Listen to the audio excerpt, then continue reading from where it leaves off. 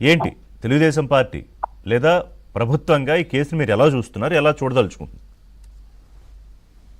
నమస్కారం అండి. మీకు సుబ్బారావు గారికి, జయప్రకాష్ గారికి, వీక్షకులందరూ కూడా నమస్కారం.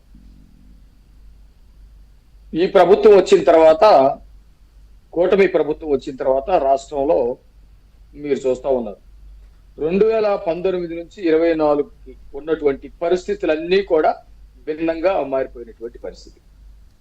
2019 నుంచి 24 వరకు రాష్ట్రంలో పెట్టుబడులు కానీ, అభివృద్ధి కానీ, స్వేచ్ఛ కానీ,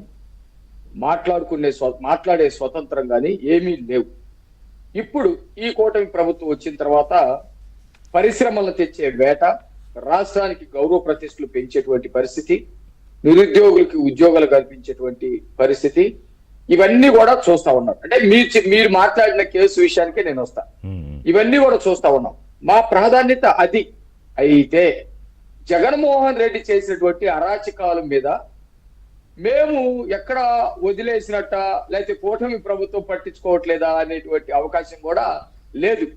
మేము వాటి మీద కూడా దృష్టి, అంటే సీరియస్నెస్ లేదా అని నా ప్రశ్న. నేను అంటది కూడా మాకు సీరియస్నెస్ ఉంది, అదే క్రమంలో ప్రాధాన్యత కూడా ఉంది. ప్రాధాన్యత వచ్చేసి రాష్ట్రాన్ని ముందు గాడిలో పెట్టడం, రాష్ట్రానికి పెట్టుబడులు తీసుకురావటం, నిరుద్యోగులకి ఉద్యోగత కల్పించటం, రాజధాని పేరుతోటి ప్రతిష్ట పెంచటం, అన్ని వ్యవస్థలను, పాలనా వ్యవస్థలను మొత్తాన్ని, రాజ్యాంగ వ్యవస్థల మొత్తాన్ని గాడిలో పెట్టడం, ఇది జరుగుతుంది. మీరు చూస్తున్నారు, రాష్ట్రం చూస్తుంది, దేశం చూస్తుంది, ప్రపంచం కూడా చూస్తుంది. నెంబర్ 1. నెంబర్ 2, గత జగన్మోహన్ రెడ్డి పాలనలో ఇప్పుడు మనం చెప్పుకున్న వాటికి భిన్నంగా జరిగినటువంటి పరిస్థితి. నిరంతరం ప్రత్యర్థుల మీద దాడులు, వ్యవస్థల ధ్వంసం, ఆలయాల మీద దాడులు, తర్వాత దేవుణ్ణి అపవాసుపాలు చేయటం, ఇలాంటివన్నీ కూడా వరుసన రెగ్యులర్గా 5 సంవత్సరాల పాటు జరిగింది. అయితే వీటిని కూటమి ప్రభుత్వం పట్టించుకోవటం లేదా, వీటి గురించి ఏమన్నా ఆలోచిస్తుందా లేదంటే మీరు చూడండి. ఒకటి, జగన్మోహన్ రెడ్డి మీరు వివేకానంద రెడ్డి కేసు 7 సంవత్సరాల నుంచి చెప్తా ఉన్నారు, 6.5-7 సంవత్సరాల నుంచి చెప్తా ఉన్నారు. అంతకు ముందు ఏదైతే జగన్మోహన్ రెడ్డి అవినీతి కేసులు ఉన్నాయో, అక్రమ సంపాదన కేసులు ఉన్నాయో, అవి 12 సంవత్సరాలు కూడా దాటిపోయి 12 సంవత్సరాల నుంచి బెయిల్ మీద తిరుగుతా ఉన్నాడు జగన్మోహన్ రెడ్డి. ఆ బెయిల్ విషయంలో మనం ఎవరిని నిందించాలి అంటే, మనం ప్రాంగా మాట్లాడుకుందాం. ఇక్కడ డిబేట్ లో ఎవరిని నిందించాలి? కోర్టుల్ని మనం ఏమైనా మాట్లాడాలా? మన సుబ్బారావు గారు ఆ విషయాలు చెప్తారు. చాలా సార్లు చర్చనీయాంశమైంది, కోర్టు వ్యవహారం కూడా చర్చనీయాంశమైంది. ఒక సామాన్యమైనటువంటి వ్యక్తి ఇన్ని సంవత్సరాలు జైలు మీద తిరిగేటువంటి పరిస్థితి లేదు. కోర్టుల్లో ఉన్నటువంటి ఆ అంశం, అవినీతి సంబంధించినటువంటి అంశం, అప్పుడు అక్రమ ఆచరణ చేసినటువంటి విషయాలు జరుగుతూ ఉన్నాయి. సిబిఐ కేసులు కానివ్వండి, ఈడీ కేసులు కానివ్వండి. రెండోది, 7 సంవత్సరాల నుంచి వివేకానంద రెడ్డి కేసు.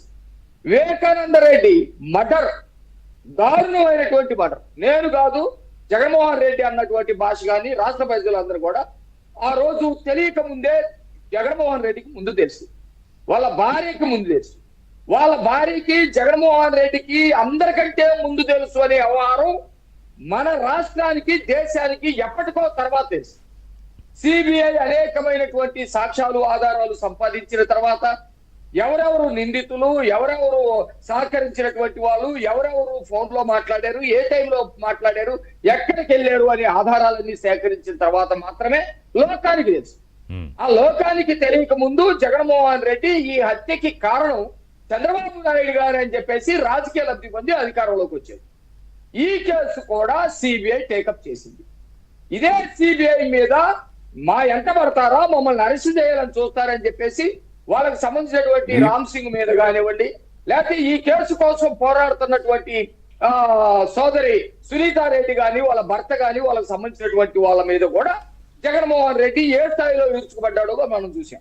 ఇక్కడెవరు నిందించాలి? సిబిఐని మాట్లాడాలా లేకపోతే ఇంకో? ఇక్కడ వ్యవస్థలు ఉన్నాయండి, విచారణ వ్యవస్థలు ఉన్నాయి, రాజ్యాంగ వ్యవస్థలు ఉన్నాయి, కోర్టు వ్యవస్థలు ఉన్నాయి, పరిపాలన వ్యవస్థలు ఉన్నాయి, ఇది చట్టపరమైనటువంటి వ్యవస్థలు ఉన్నాయి. ఈ వ్యవస్థల్లో ఏటి పని వాటి చేస్తా ఉంటుంది. ఇక్కడ రాజ్యాంగం ఏం చెప్తా ఉందంటే, ఏ వ్యవస్థలు అయితే ఉన్నాయో ఆ వ్యవస్థలు వాటి పని అవి చేసుకుంటూ వెళ్ళాలి, మిగతా వ్యవస్థల యొక్క సహకారాన్ని సందర్భాన్ని బట్టి తీసుకోవాలి.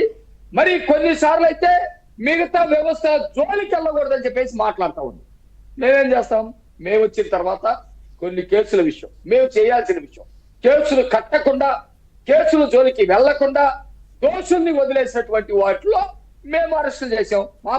మా పద్ధతి అంతవరకే కదా. మా ప్రభుత్వం వచ్చిన తర్వాత పిన్నెల్లి రామకృష్ణారెడ్డి ఈ ఈవీఎంలు పగలగొట్టాడు, అరెస్టు చేసాం, జైలుకు పంపాం. కాకాజీ గోవర్ధన్ రెడ్డి ఫైల్ దగ్ధం చేశాడు, అరెస్ట్ చేసాం, జైలుకు పంపాం. కల్తీ నెయ్యి విషయంలో అరెస్టులు చేసాం, జైలుకు పంపాం. మద్యం కుంభకోణం విషయంలో పెద్దిరెడ్డి మిథున్ రెడ్డి దగ్గర నుంచి మొదలు పెట్టుకుంటే, కసిరెడ్డి రాజురెడ్డి దగ్గర నుంచి మొదలు పెట్టుకుంటే అనేక మందిని అరెస్టు చేసాం, జైలుకు పంపించాం.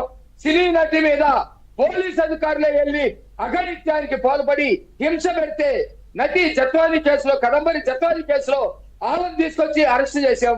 ఐఏఎస్ అధికారుల మీద చర్యలు తీసుకున్నాం, ఐపీఎస్ అధికారుల మీద చర్యలు తీసుకున్నాం. ఇవన్నీ కూడా మేము వచ్చిన తర్వాత మేము చేసే పని మేము చేస్తానే ఉన్నాం.